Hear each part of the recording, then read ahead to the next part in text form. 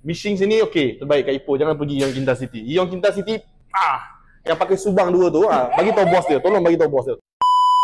So, aku tak pernah beli iPhone. So, memang jakun sikit beli iPhone. Tiba-tiba dia ajak, macam mana kena buat? Tak tahulah. So, tak apa confirm Okey. lah. Dia ambil iPhone 16 Okey, Pro, betul. Black Titanium. Okey, betul. Okey, betul. Boleh tarik sini, kena tarik sini. Oh, kena tarik Untuk cari connection dulu. Ya ke? Nak balik rumah tak boleh? Tak boleh.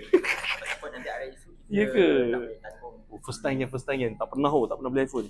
Okey, tarik ni. Dengan tarik bawah. Okey.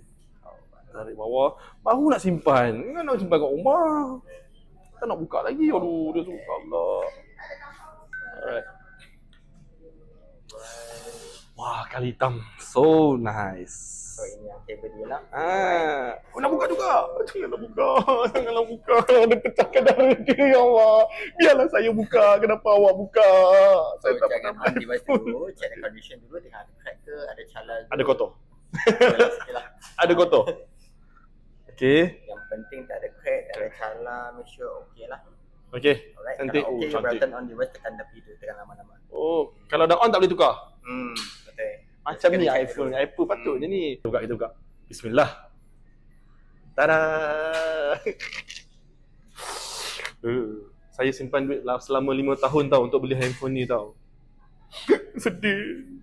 Dapat juga beli. So surprise.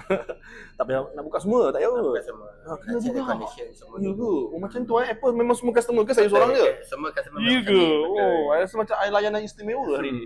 Dia dah tutup kedai, nampak tengok. Kedai dah tutup tau kan? Aku seorang je dalam ni, nampak? Sian dia orang kena OT. Hari ni OT mesti triple kan? Okey. Mishing sini okey, terbaik kat Ipoh. Jangan pergi Ion Kinta City. Ion Kinta City, yang pakai Subang 2 tu, bagi tahu bos dia. Tolong bagi tahu bos dia. Teruk gila. Aku pergi sana tadi, geram tu aku dengan dia. Apa? Kau ingat aku tak ada duit ke tadi? Oh, ajar kau. Beli ni kan pak? Kau tak beli. Alhamdulillah. Okey. Ini pesanan lah untuk apa tu? Untuk staff yang dekat Ion Kinta City. Machine Ion Kinta City. Okey. Next time, layan customer jangan pilih bulu lah. Tak payahlah kau tengok pandang-pandang macam orang tak mampu. Aku beli ni Mat. Aku beli bukan tak beli. Aku dah beli iPhone. Okey. iPhone 16 Pro 16 berapa? 1 TB.